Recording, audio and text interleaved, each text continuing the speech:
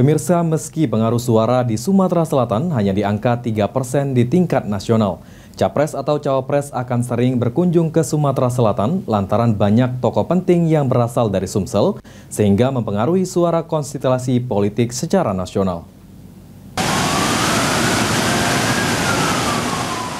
Meski pengaruh suara di Sumatera Selatan hanya di angka 3% di tingkat nasional, Capres atau Cawapres akan sering berkunjung ke Sumatera Selatan lantaran banyak tokoh penting yang berasal dari Sumsel sehingga mempengaruhi suara konstelasi politik secara nasional.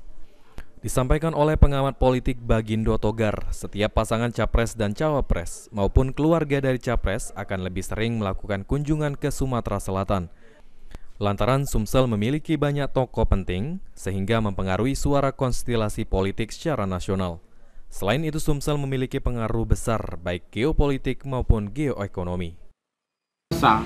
Dan ini kan memang Sumsel secara keseluruhan pengaruhnya cuma 3%, yaitu dari mata pilihan kita kontribusi kita hampir 6 juta suara, karena secara nasional kan 205 juta suara.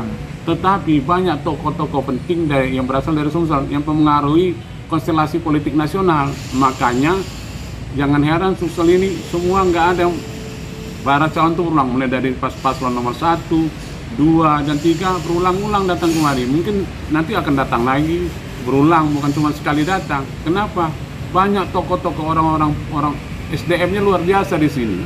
Sumber daya manusianya hebat, kemudian pengaruhnya secara geopolitik maupun geoekonomi. Secara geopolitik dan geoekonomi, Sumsel itu mempunyai kontribusi yang luar biasa secara. Ditambahkan Bagindo Togar, kunjungan langsung juga bisa lebih efektif lantaran bertemu langsung dengan masyarakat dibanding kampanye melalui media sosial ataupun melalui alat peraga kampanye. Eki Saputra, PAL TV.